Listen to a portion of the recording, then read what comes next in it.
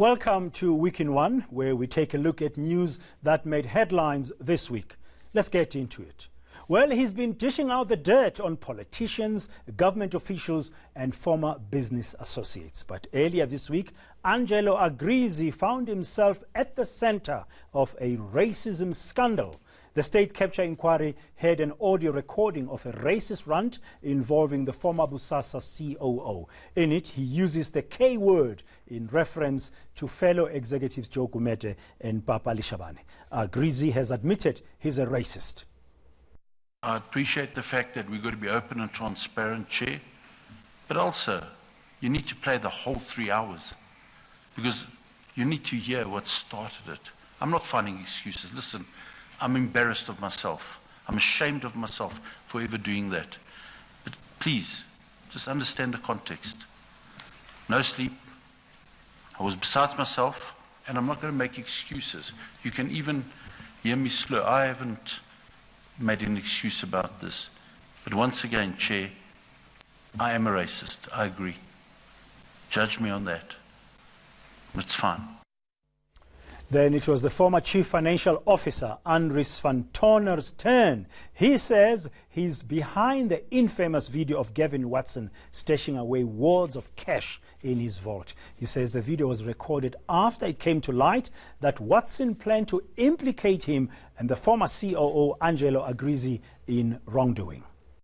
Angelo Agrizzi asked me to take the video as he received information that Gavin Watson will place all the blame of possible illegal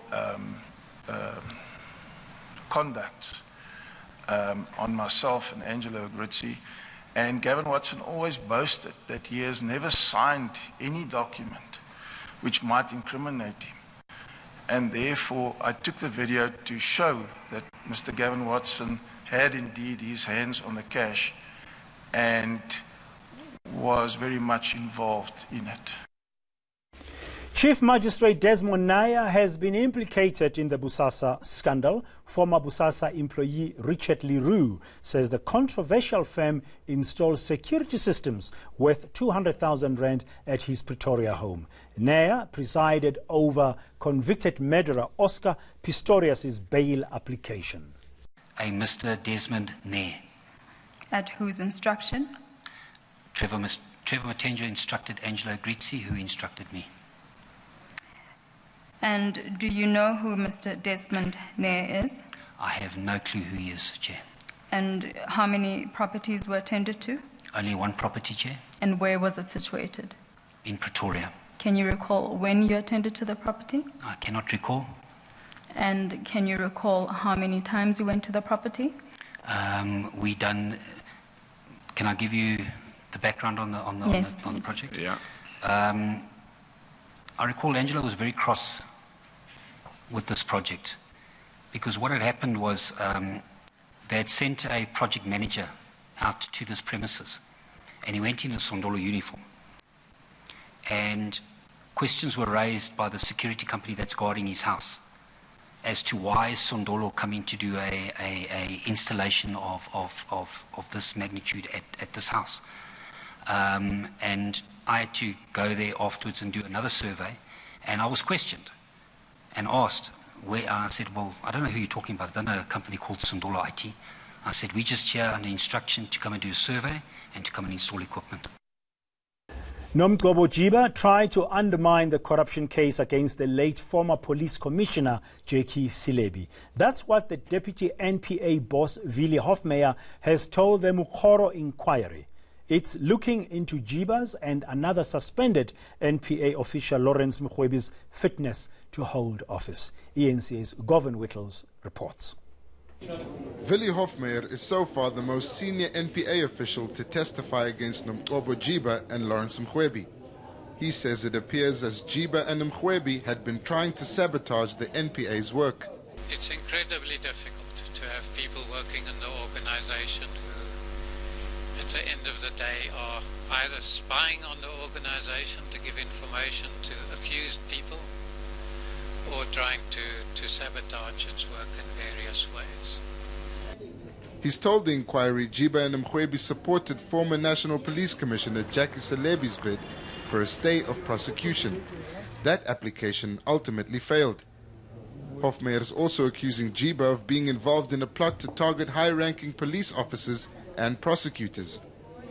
Something he says that was also taken up by former NPA boss Shaun Abrams.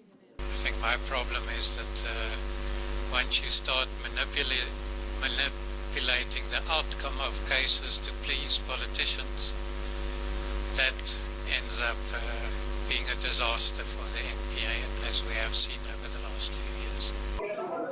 The inquiry has now formally requested Abrams to appear and respond to Hoffmeyer's claims. Gavin Watson, Centurion. On to another inquiry now. The former Public Investment Corporation CEO Dan Makela is being accused of signing off on a suspect deal, much against advice. The PIC invested 4.3 billion rand in Ayo Technologies, a company whose share price has dropped significantly over the past few years. It's one of a number of questionable investments the corporation has made. Heidi Jokos brings us more. The latest testimony has painted a picture of fear and victimization at the Public Investment Corporation. This from suspended Assistant Portfolio Manager Victor Siane, a surprise witness at the inquiry. Siane didn't hold back. In my experience, sound investment recommendations by investment professionals are often ignored at PIC. However, I must hasten to add that there is a lot of good at the PIC. Having said that, I learned that the PIC's work culture is also one of intimidation, you don't question, you comply, ostracism, fear, coercion, and undermining the independent research views of investment professionals. Furthermore, PIC has no trusted independent whistleblower hotline that I am aware of. This adds to the anxiety of many of us to speak out. Siane is blaming former CEO Dan Makela for the controversial Ayo Technology investment. He's claiming Makela's friendship with Ayo Technology's part owner Iqbal Survey also influenced the deal. It seems to be that there's that relationship between Dr. Iqbal Survey and Dr. Daniel Makela, whereby Dr. Dan always takes a favorable view and is willing to help Iqbal Survey to raise money from the PIC in order to do deals. The inquiry will only be sitting again on the 25th of February. An interim report must be submitted to the President by the 15th, but the Commission could ask for an extension. Heidi Jokos, Pretoria. And coming up, the new mayor of Mfuleni municipality promises to crack the whip. This is Week in One.